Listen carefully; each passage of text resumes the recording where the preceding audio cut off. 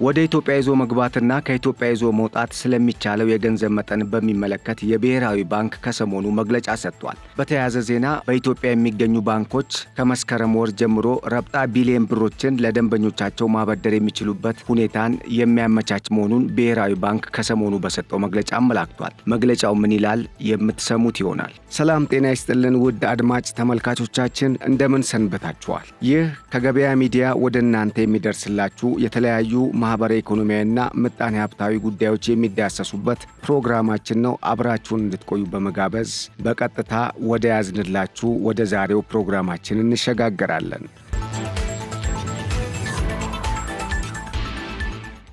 ብሔራዊ ባንክ ባሳለፍነው ሳምንት በብሔራዊ ሳይንስ ሙዚየም ባዘጋጀው የኢትዮጵያ ፋይናንስ ፎረም ላይ የባንኩ ገዢ አቶ ማሞ ምህረቱ እንዳስታወቁት በኢትዮጵያ ውስጥ ያሉ ባንኮች ለደንበኞቻቸው ለሁሉም ብድር ፈላጊ ለሆኑ ዜጎች ረብጣ ቢሊዮን ብሮችን በብድር መስጠት የሚችሉበት አዲስ አሰራር ከሚቀጥለው ዓመት መስከረም ወር ጀምሮ ተግባራዊ ሊደረግ እንደሚችል ፍንጭ ሰጥተዋል።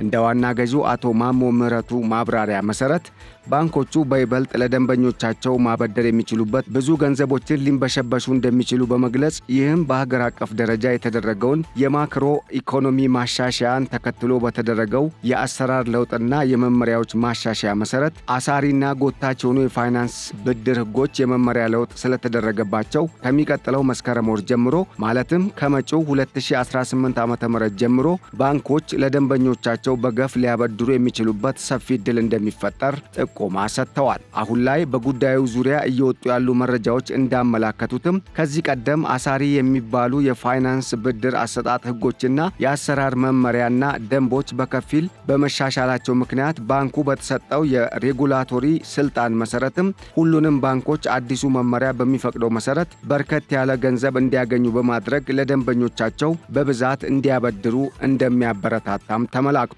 ከብሔራዊ ባንክ በኩል አፈትልከው የወጡ የመመሪያው ይዘቶች እንደጠቆሙት እና እንዳመላከቱት ብሔራዊ ባንክ ከአይኤምኤፍ ወይም ከዓለም አቀፉ የገንዘብ ድርጅት አይኤምኤፍ ጋር በገባው ስምምነት መሰረት በባንኪንግ ሴክተሩ አሳሪ የሚባሉ ሕጎችና መመሪያዎች ተነስተው በአዲስና አሳታፊ በሆነ መልኩ ተግባራዊ እንደሚደረግ ነው የተሰማው። በተለይም ከዚህ ቀደም ባንኮች ከሚያበድሩት ብድር 27 በመቶ የሚሆነውን ከመንግስት ግምጃ ቤት ቦንዶችን በግዳጅ እንዲገዙ ይገደዱ እንደነበር በማመላከት ይሁንና ግን አዲስ ተግባራዊ ይደረጋል ተብሎ በሚታሰበው አዲሱ የፋይናንስ ብድር አሰራር መመሪያ መሰረትም ሕጉ ተከልሶ ባንኮች ከመንግስት የሚገዙት አስገዳጅ የቦንድ ግዢ መጠን ወደ 20 በመቶ ዝቅ እንዲል ተደርጎ እንደነበርም እና አስገዳጅ እንደማይሆንም ተመላክቷል።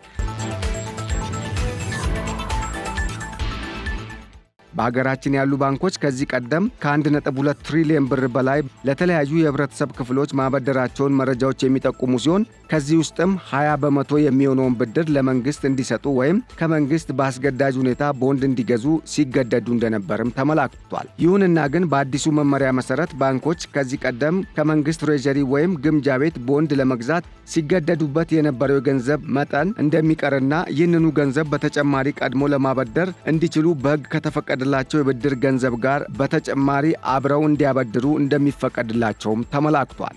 በተያያዘ መረጃም ወደ ኢትዮጵያ ይዞ መግባት የሚቻለው የውጭ ምንዛሬ መጠን ምን ያህል ነው ሲሉ ዜጎች ለሚጠይቁት ጥያቄም ምላሽ የሚሆን ማብራሪያና መግለጫን ብሔራዊ ባንክ ከሰሞኑ ሰጥቷል። ወደ ኢትዮጵያ ይዞ መግባትና ከኢትዮጵያ ይዞ መውጣት ስለሚቻለው የገንዘብ መጠን በተመለከተ የብሔራዊ ባንክ ባለፈው ዓመት መመሪያ አውጥቶ እንደነበር የሚታወስ ነው። ይህ መመሪያ ነዋሪነቱ በኢትዮጵያ የሆነ አንድ ሰው ከውጭ ሀገራት መልስ ወደ ኢትዮጵያ ግዛት የውጭ ምንዛሬ ይዞ ከገባ በ30 ቀናት ውስጥ በንግድ ባንኮች ወይም በተፈቀደላቸው ምንዛሬ ቢሮዎች ወደ ብር መቀየር አለበት ወይም ወደ ውጭ ምንዛሬ ባንክ ሂሳቡ ማስገባት ይኖርበታል የሚል ድንጋጌን ይዟል። ከውጭ ያስገባው የገንዘብ መጠን $4,000 በላይ ከሆነ ግን ወደ ባንክ ሂሳቡ ሳያስገባው ለጉምሩክ ማሳወቅ እንዳለበትም በመመሪያው ተደንግጎ ተቀምጧል። ሁለተኛ የኢትዮጵያ ነዋሪ ያልሆነ ኢትዮጵያዊ ዜጋ ወይም ትውልደ ኢትዮጵያዊ ከ90 ቀናት በላይ በኢትዮጵያ ለመቆየት ከፈለገ ከውጭ ይዞት የገባውን የውጭ ምንዛሬ በ90 ቀናት ውስጥ ወደ ውጭ ምንዛሬ ባንክ ሂሳቡ ማስገባት እንደሚጠበቅበት በመመሪያው የተደነገገ ሲሆን ይዞት የገባው የገንዘብ መጠን $10,000 በላይ ከሆነ ግን ወደ ብር ሲቀይረው አሊያም ወደ ባንክ ሂሳቡ ሲያስገባው ለጉምሩክ ማሳወቅ ወይም ማስመዝገብ እንዳለበትም መመሪያው ያስገድዳል። የኢትዮጵያ ነዋሪ ያልሆነ የውጭ ዜጋ የውጭ ምንዛሬውን የቪዛ ጊዜ እስኪያልቅ ድረስ መያዝ እንደሚችል በመመሪያው ተደንግጓል። በጉዳዩ ላይ አስተያየት የሰጡ የባንክ ባለሙያዎች እንደገለጹት አንድ ሰው ወደ ኢትዮጵያ ሲገባ ለጉምሩክ ማሳወቅ ወይም ማስመዝገብ ከሚጠበቅበት መጠን በታች የሆነ የውጭ ምንዛሬ ከያዘ በጉምሩክ እንዲያስመዘግብ እንደማይገደድም ጠቁመዋል። ለምሳሌም $10,000 በታች ይዞ የሚገባ ሰው ሳያስመዘግብ ወይም ማሳወቅ ሳያስፈልገው በቀጥታ ይዞት መግባት ይችላል ያሉ ሲሆን $10,000 በላይ ከሆነ አሳውቅ የሚባለው አንደኛው ወደ ጥቁር ገበያ ወስዶ እንዳይሸጠውና ሁለተኛው ደግሞ $10,000 በላይ ይዞ እንደገባ መግለጽ አለበት የሚባለው ለንግድ ከሆነም በአግባቡ ማሳወቅ ስለሚጠበቅበትና መንግስት ጉዳዩን መከታተል እንዲችል እንደሆነም ባለሙያዎቹ ጠቁመዋል። ሆኖም መመሪያው $10,000 በላይ ከሆነ አስመዝግብ ቢልም ከዛም በታች ከሆነ ማስመዝገቡ እንደሚመረጥና ሳያሳውቁ ተጠቅመውበት የቀረውን ይዞ መመለስ እንደማይቻልና በራስም ላይ አደጋ ውስጥ ሊያስገባ እንደሚችል ነው ባለሙያዎቹ ጉዳዩን በሚመለከት በሰጡት ማብራሪያ የገለጹት። ቀደም ሲል $1 ጀምሮ ተመዝግቦ ይገባል የሚል አሰራር እንደነበር ያስታወሱት ባለሙያዎቹ አሁን እንደዛ ባይባልም በተለይም የተረፈን ዶላር ይዞ መውጣት ችግር ስላለው ከጅምሩ አስመዝግቦ መገበያየቱና በጥቅም ላይ ማዋሉ የሚፈቀድ እንደሆነና ይህም ለመንግስትም ሆነ ለግለሰቡ ጠቃሚ እንደሆነ ጠቁመዋል። ለምን ቢባልም ከውጭ ይዞት ከሚመጣው የዶላር መጠን ያልተጠቀመበት ካለና እሱን ይዤ ልውጣ ቢል ችግር እንደሚገጥመው በመጥቀስም የራሴ ዶላር ነው ይዤ እወጣለሁ ቢልም እንኳን ያስመዘገብክበትን መረጃ አምጣ እንደሚባል አስታውቀዋል። በጥቁር ገበያ ገዝቶ የያዘውን ቢሆን ምን ማረጋገጫ አለ የሚባልበት ሁኔታም እንዳለ የጠቆሙት ባለሙያዎቹ ስለዚህ ትውልደ ኢትዮጵያውያንም ሆኑ የውጭ ዜጎች በሀገሪቱ ቆይታ ካደረጉ በኋላ ወደ መጡበት ሀገር በሚመለሱበት ወቅት እዚህ ያላጠፉትን ወይም ያልመነዘሩትን ዶላር ወደ ሀገራቸው ይዘው ለመመለስ በሚጥሩበት ወቅት ከመንግስት ጥያቄ ሊቀርብባቸውና ችግር ውስጥ ሊወድቁ እንደሚችሉ በማሰብ ያላስመዘገቡትን ገንዘብ አስመዝግበው እንዲንቀሳቀሱም እንደ መፍትሄ ሀሳብነት ጠቁመዋል። የኢትዮጵያ ብሔራዊ ባንክ መመሪያ እንደዚህ ቢልም የመነሻው ሀገር ራሱ ይህን ያህል ገንዘብ በካሽ ይዞ እንዲወጣ ስለማይፈቅድ መመሪያውን ተከትሎ ተግባራዊ ማድረጉ የተሻለ ጥቅም እንዳለውም ባለሙያዎቹ ጠቁመዋል። በባንክ የሚዘዋወርም ገንዘብ ከሆነ ለምን ምክንያት በተለይም ለንግድ፣ ለኢንቨስትመንት ወይም ለሌላ ዓላማ ስለመሆኑና ስላለመሆኑ በግልጽ መታወቅ እንዳለበትና ይህም በተለይም በአውሮፓና አሜሪካን በመሳሰሉ ከፍተኛ ቁጥር ያለው ገንዘብ በሚንቀሳቀስባቸው ሀገራትም ቁጥጥሩ እንዳለ ባለሙያዎቹ ጠቁመዋል። በመሆኑም ህጋዊ ስለመሆኑ ግብር የተከፈለበት ስለመሆኑና ለህጋዊ አገልግሎት እንደሚወጣ አሳውቀው ይዘውት የመጡትን ገንዘብ መጠቀም ለሁሉም ጠቃሚ እንደሆነና ይህም አዋጭው መንገድ እንደሆነ ባለሙያዎቹ ምክረ ሐሳባቸውን ለግሰዋል።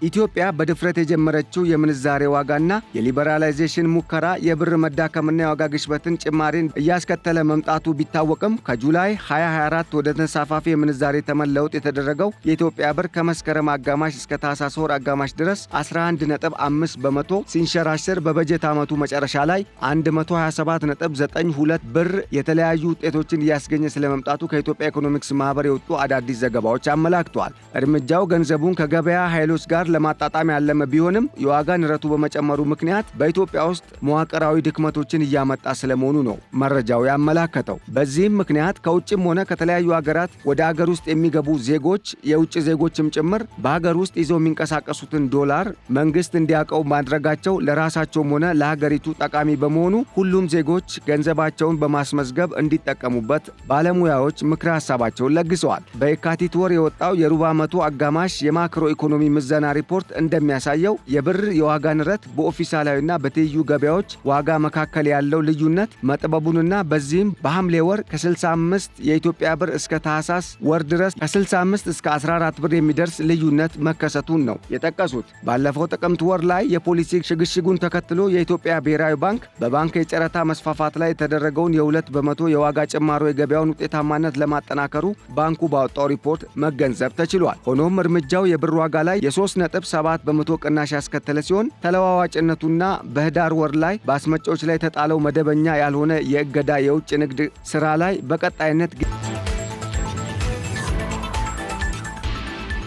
ጊዜያዊ መረጋጋትን ቢፈጥርም በዘላቂነት ግን መፍትሄ ሊሆን እንደማይችል ተጠቁሟል። የመገበያያ ገንዘብ አቅጣጫው አደጋንና እድልን የሚያሳይ ሲሆን ደካማ የኤክስፖርት ተወዳዳሪነትን ሊያሳድግ እንደሚችልም ይጠበቃል። ይህ በእንዲህ እንዳለ የዋጋ ንረት አሁንም አሳሳቢ ጉዳይ ሆኖ መቀጠሉ የተነገረ ሲሆን በመስከረም ወር 2024 የዋና ዋና ዕቃዎች ዋጋ በወር 2.4 በመቶ መድረሱንና የምግብ ዋጋ ግሽበት በአትክልት ላይ በ2025 5.59 በመቶ፣ ምግብ ነክ ያልሆኑ ደግሞ 11.5 በመቶ ጭማሪ ማሳየታቸውን ነው መረጃዎች የጠቆሙት። የዋጋ ንረቱ በክልሎች መካከልም ልዩነት መፍጠሩ የተነገረ ሲሆን በቤኒሻንጉል ጉሙዝና አማራ በየሩብ ዓመቱ በአማካኝ ከ30 በመቶ በላይ ጭማሪ ያሳየ ሲሆን ይህም በግጭት በተከሰተ የአቅርቦት ሰንሰለት መቆራረጥ ምክንያት የመጣ እንደሆነ የተገለጸ ሲሆን በሐረሪ ክልል ደግሞ 17.2 በመቶ ጭማሪ ማሳየቱ ነው የተገለጸው።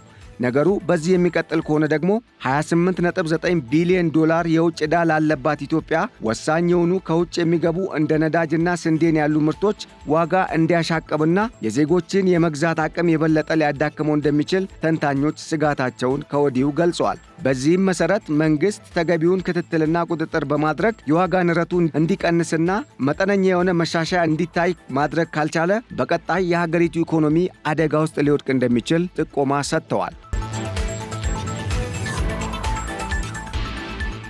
ውድ አድማጭ ተመልካቾቻችን ለዛሬው ያጠናቀርነው ዝግጅታችን ይህንን ይመስል ነበር። አብራችሁን ስለነበራችሁ በማመስገን ከቀሪ የሚዲያችን ፕሮግራሞች ጋር አብራችሁን እንድትቆዩና እንድትዘልቁ በማስገንዘብ ቸር ተመኘን። ሰላም።